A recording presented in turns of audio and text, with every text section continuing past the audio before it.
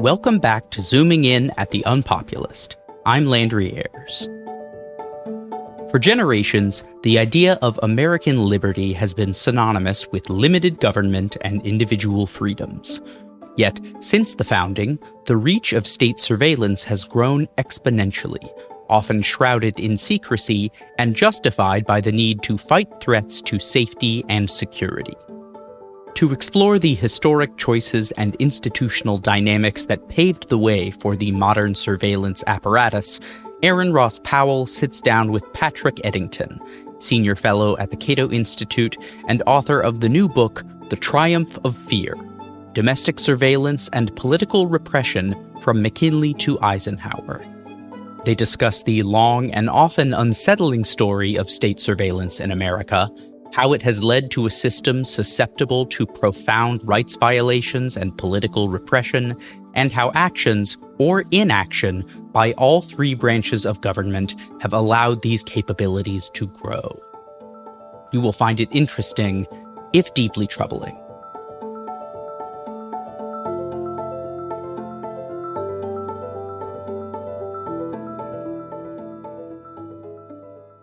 How far back does state surveillance in the U.S. go? At least as early as the Civil War. And here I'm talking about intercepting telegraph-type communications, but also the use of human spies for gathering intelligence in a military context. But you can go back even further than that to the pre-Civil War period, where we see the abolitionist movement really begin to gain steam from the 1830s onward. And you have active attempts by one or more administrations to use the Postal Service, essentially, to shut stuff down, intercepting abolitionist pamphlets and newspapers and do those kinds of things. So I would say we could absolutely trace it back to that particular era. But the reason that I subtitled the book Domestic Surveillance and Political Repression is because more often than not, surveillance is a major enabler of repression, because if you're an agent of the state, you're going to target people for more than just keeping tabs on them in order to really give you that edge and provide you with information that you need, not just to target that person, but their associates and others. You need to gather as much data on them as you can, their associations, their habits, patterns of life. For the first several decades of the history of the Republic, the surveillance component of this would have been a male and or human intelligence kind of surveillance. That, of course, in the last 100+ years, has really expanded heavily into the electronic arena. What we're living with now is insane in terms of the scope of it. I was going to ask about that. We obviously have a lot more surveillance of all of us now than we did at the founding. And technology is a huge part of that. They can vacuum up metadata, say like the Snowden revelations from years ago. Technology has enabled this.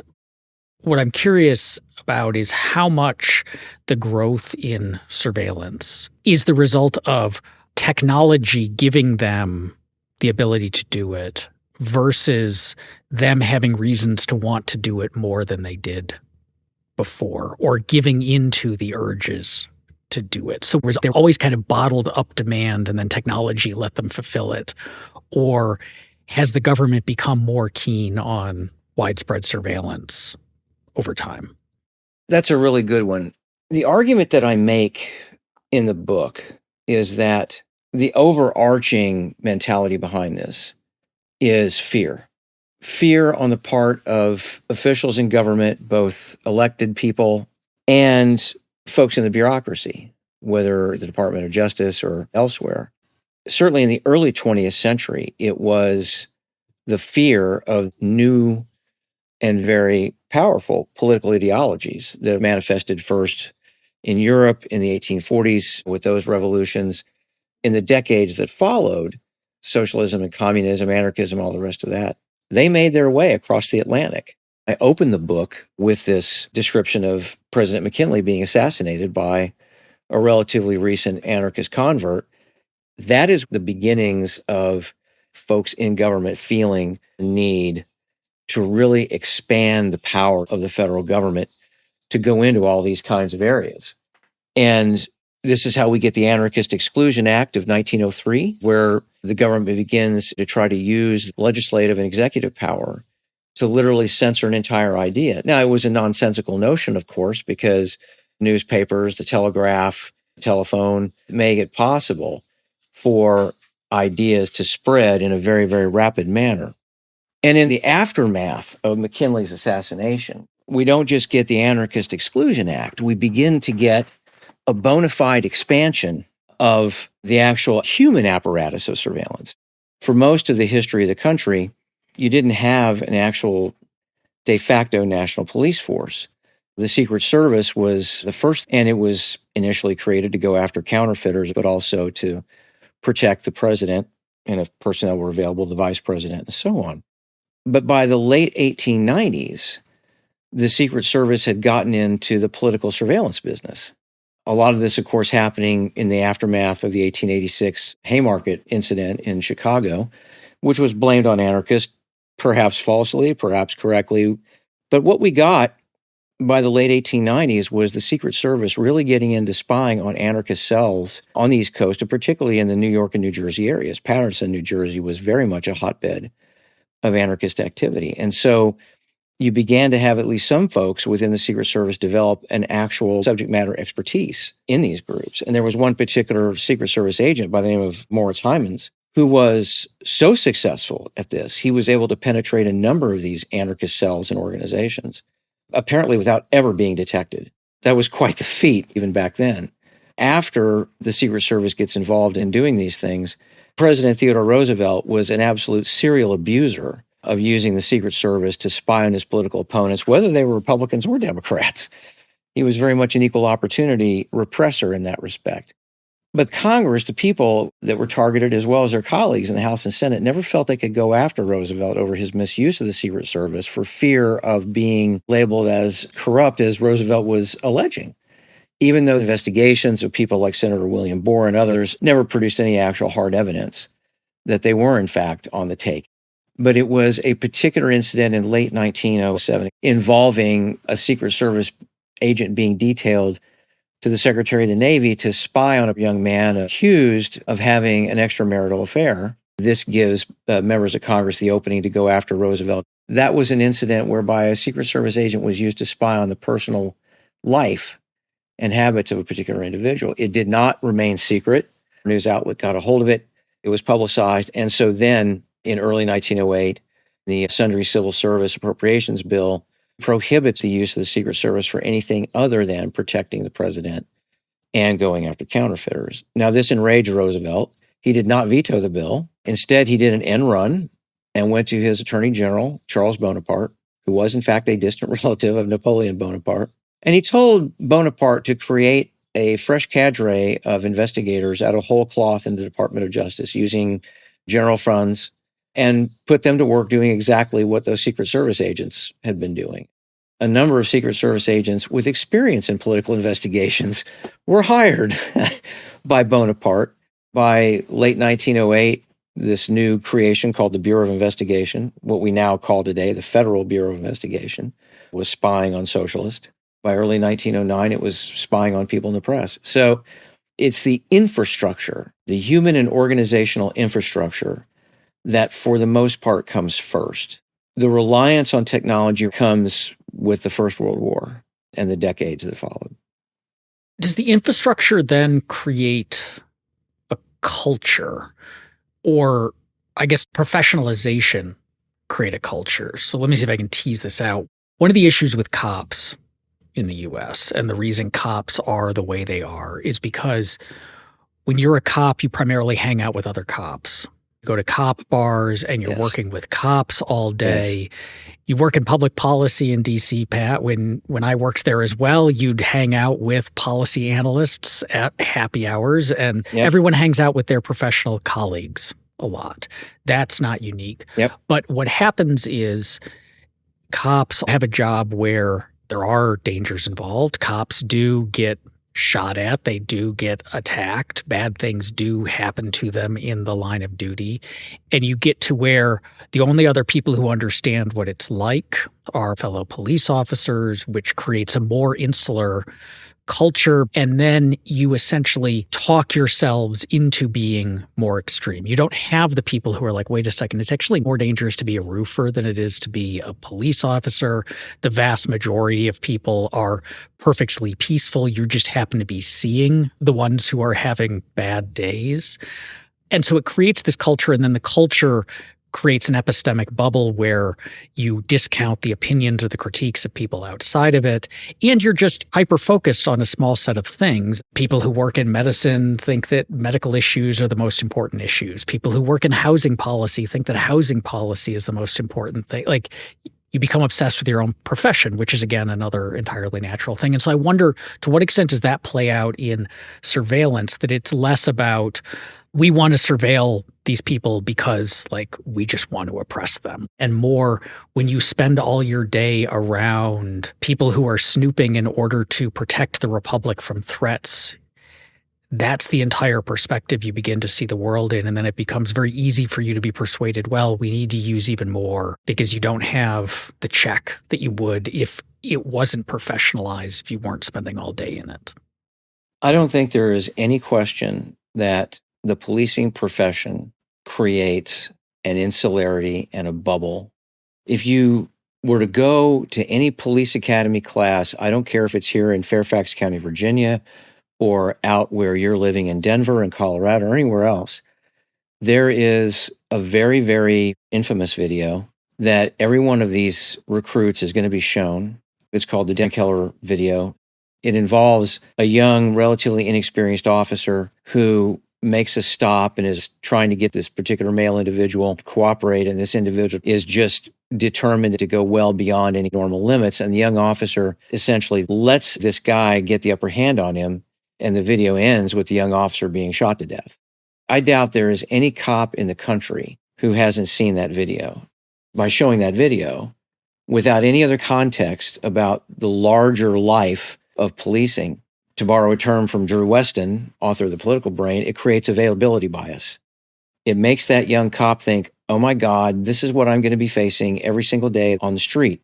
It's not. That's just not the case. But that's the mentality that is created, and it is sustained in these academies. And then after the young recruit gets out there, living in that bubble with all those other officers just reinforces all of that. The reality is, policing in America is one of the safest professions in terms of annual fatalities that almost anybody can get into. But the police unions, and especially unions like the Border Patrol Union, would have you believe that every single cop is under continuous threat, and the data doesn't bear it out. This is a political problem as much as it is anything else. The problem is that with issues like this, it's almost never whether or not you have facts and reason on your side. It's a question of emotion and perception. And even if those perceptions are completely skewed, it's still what really kind of drives things. And the other thing that drives things is the incentive structure. My wife and I have a young friend who just graduated from the Fairfax County Police Academy last year. He's a great young man. I can already kind of see in my conversations with him some of these kinds of things creeping in.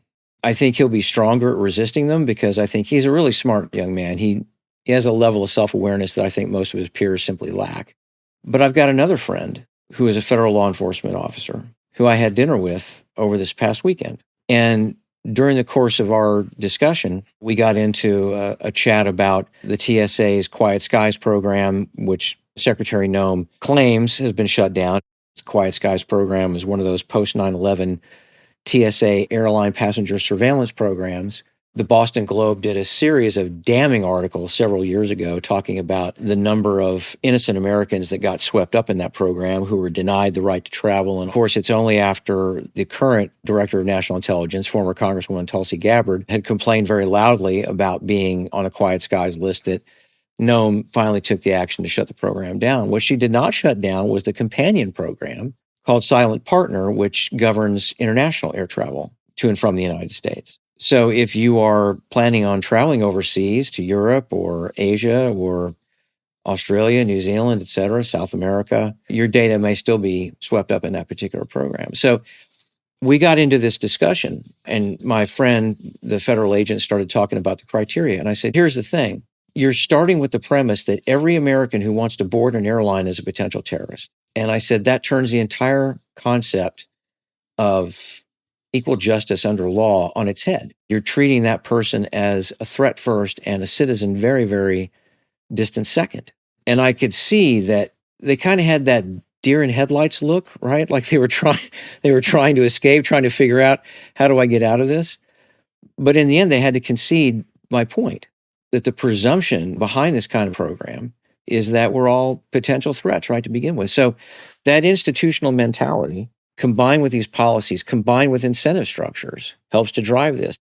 Another example, a relatively recent example, but still a post 9/11 one, are the changes that were made to the Attorney General's guidelines for domestic FBI investigations in September of 2008. It was one of the last things that Attorney General Michael Mukasey did before walking out the door. He created an entirely new category of de facto investigations that the FBI could engage in. They're called assessments. And under an assessment, an FBI agent can open a file on you, me, any organization with absolutely no criminal predicate.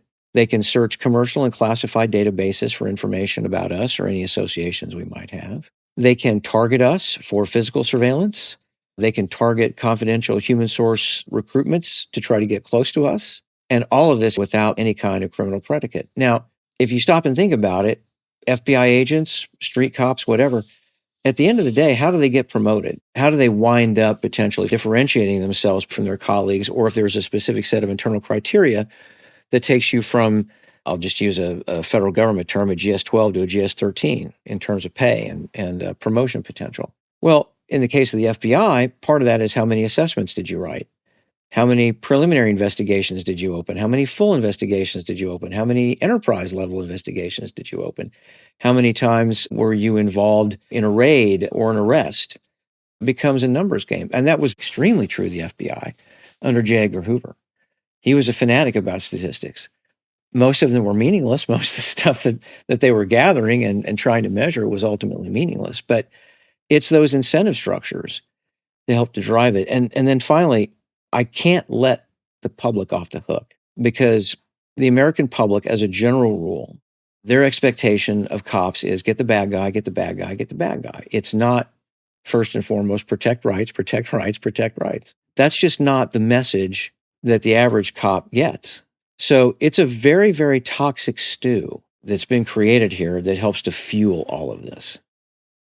A few days ago, largely peaceful protests broke out in Los Angeles as ICE was attempting to kidnap innocent people. Thankfully, Americans seem to think that is still wrong and want to protect members of their community. The Trump administration has responded to this poorly and in ways that are likely unconstitutional, almost certainly illegal, and quite troubling from the perspective of the future of American democracy, basic civil liberties, and just liberty in general.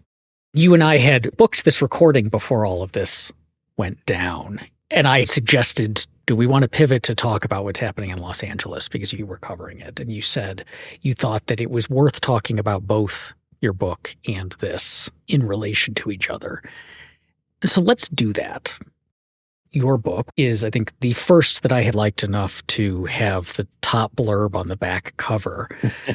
So it has my formal written endorsement. Why did you want to talk about both your book and what's happening in Los Angeles today?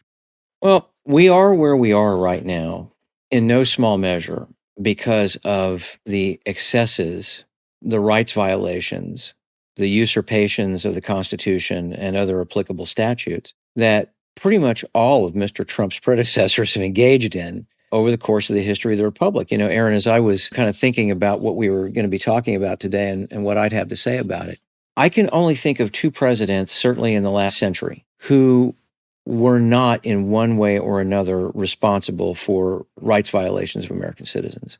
And the first is Warren Harding, who actually lobbied Congress and was successful in getting the Sedition Act and the Food, Fuel, and Control Act repealed after the end of World War I. He did not manage to get the Espionage Act repealed, unfortunately, or the Trading with the Enemy Act. But Harding at least tried to move the country back in a more liberty-centric direction. And then the second is the late President Jimmy Carter, who, of course, passed away just within the last year. Carter comes into office literally just a year after the Church Committee published its findings about all of the excesses that had occurred in the 50 or so years prior. He signed the Foreign Intelligence Surveillance Act into law, which was supposed to prevent government surveillance overreach. He signed the Inspector General Act into law. And this is also the period of time in which the House and Senate Intelligence Committees were created. And what we have seen over the course of the last 4 decades is the House and Senate Intelligence Committees mutate from being overseers of the intelligence community and federal law enforcement into cheerleaders. And we, of course, have seen FISA be radically misused, thousands of Americans having their data scooped up, political candidates actually having their donors targeted in the case of one particular House member, 19,000 some odd donors. And then enter Donald Trump, who now in office less than 6 months has effectively obliterated most of the Inspector General class in Washington, essentially making the Inspector General Act meaningless. That's one of the reasons why the history that I've chronicled, and I'm hardly the only one to have chronicled slices of this history, is so incredibly important, because the failure of our system, the failure of members of Congress, particularly the courts have been huge enablers of surveillance and police power in general. The failure of our system to correct in a meaningful way and help prevent these kinds of abuses is why we are where we are now. Donald Trump was very much at sea during his first term. He was flailing around trying to figure out what to do. This time around, he's actually got a couple of people in his inner circle who know what they're doing.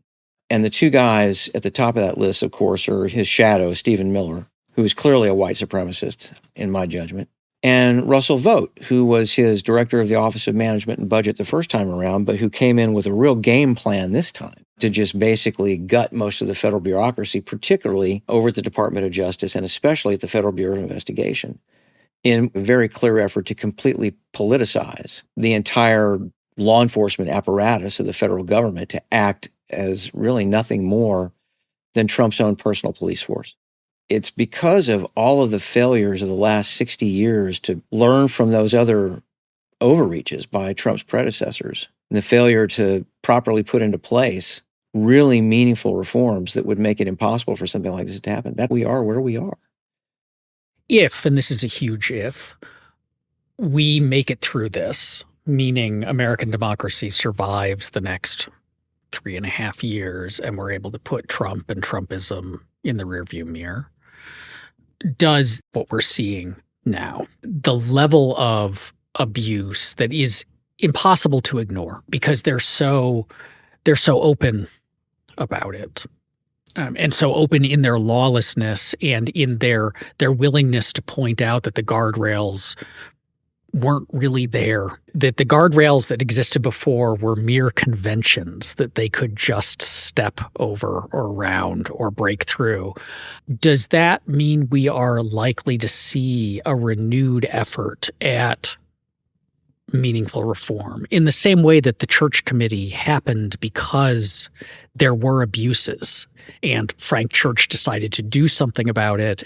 He was able to bring together enough political will to make reforms that did have meaningful effects for a time, even if they weren't perfect and they didn't last. Do you think we'll see something like another Church Committee, another round of meaningful reforms, given how bad things are now? We already see some glimmers of that. I had a recent piece in the Bulwark talking specifically about what needs to come after. People right now appear to be in the early stages of recognizing that we cannot go back to the kind of system we had previously. Senator Cory Booker of New Jersey and Representative Jamie Raskin of Maryland appear to be the two guys right now who kind of get this. And I say that because a couple of weeks ago, they introduced identical bills in the House and Senate to move the United States Marshal Service out of the executive branch, move it out of the Department of Justice completely, and put it under the control of the federal judiciary. This is a response to the almost daily attacks by the president and especially his other mouthpieces, his other amplifiers, enablers, et cetera, on the federal judiciary. and on specific judges. It's a great start, and that's what I said in the bulwark. But in the end, folks are going to have to realize we have to go much further than that. I see two pathways to achieve that. My ideal pathway would be a constitutional amendment that would take the entire Department of Justice and all federal law enforcement pretty much out of the presidency and would get the presidency out of domestic law enforcement forever. That's a heavier lift, to say the least, particularly in a highly politicized environment. Very, very difficult. My Cato colleague, Mike Fox, has suggested that there is another pathway, one that would not actually require a constitutional amendment, and that would be simply downsizing the Department of Justice and cabining what it can do down to a very, very, very narrow set of actual law enforcement tasks. Probably the easier lift, but still in this hyper-partisan environment, this hyper-polarized environment in which, to borrow a line from season 2 of Andor, some people's grasp on objective reality has vanished, has been ripped from their hands, or they've just simply been willing to let it go. We're going to have to get to a place where that is simply not nearly the case with an awful lot of folks in the House and Senate, whether we're talking about the existing composition of the House and Senate or folks to come. But any kind of effort to rein in this coercive, corrosive surveillance and law enforcement power is going to require an awful lot of people to completely readjust their thinking about the nature of policing and those kinds of powers in America. This fascination with police and this near reverence for police, certainly among the white majority, it's extremely embedded in the culture and in people's mindsets. And that's going to be a tough one. But we don't have any choice but to try, because in my lifetime, I have seen 2 presidents of the United States now successfully subvert the Constitution to meet their political ends. Richard Nixon, if he had not had inept burglars at the Watergate, he might well have gotten away with it completely. His campaign was a political version of the FBI's COINTELPRO. That's literally what it was. Watergate was just kind of the tip of the iceberg, and what Woodward and Bernstein found, in the course of their investigation, was that entire campaign started a year before Watergate. And it was designed essentially to take out the Democrat most likely to have a chance of beating Richard Nixon, and instead let Nixon face somebody who would inevitably be less popular with the American people. And that, of course, is exactly the outcome that Nixon got. Now we have Trump, who attempted to overthrow the government between November 5th of 2020 and January 6th, 2021, who now has returned to power and is using it on steroids. So I guess the way I look at it, Aaron, is if enough people don't learn the lesson from this and understand that fundamental structural reform, ideally of a constitutional nature, to sharply restrict what a president can actually really do in a domestic context, and specifically that the president should have no role, and the executive branch should have no role at all, really, in domestic law enforcement. Even if we survive this, if the reforms are anemic, if they are inadequate, some other demagogue may well come down the road 20 years from now, 50 years from now, maybe long after you and I are gone, and really succeed, truly succeed, where Trump may ultimately fail. I think the silver lining that we may have right now, at least in part, and you've actually talked about this previously, is the very unstable, fractious nature of this coalition that Trump has put together. At the macro level, we, of course, have seen that now with the falling out between Elon Musk and Mr. Trump, and how a lot of Trump's mouthpieces, both in administration and outside the administration, are now turning their knives, rhetorical at least, on Musk. If I were a real cynic, I'd say we ought to be doing everything we can to foster that kind of division, because I think in the end that's part of the solution to actually getting Trump out of power. So I guess my overall message to people is the republic is worth fighting for. And it's always important to remember, and I tell this to anybody who will listen, when you really stop and think about it, America is a miracle. It's a miracle that we were able to achieve our independence from the United Kingdom with a little bit of help from the French government. We beat back de facto attempted reconquest between 1812 and 1815. We survived our bloodiest war to date, the Civil War.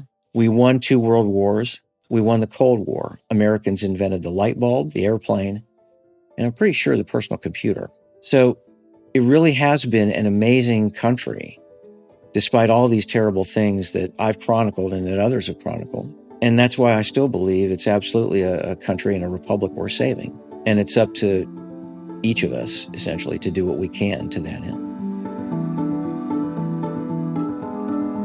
Thank you for listening to Zooming In, a project of the UnPopulist. To get all of the updates from our new series, Executive Watch, make sure to subscribe for free at theunpopulist.net.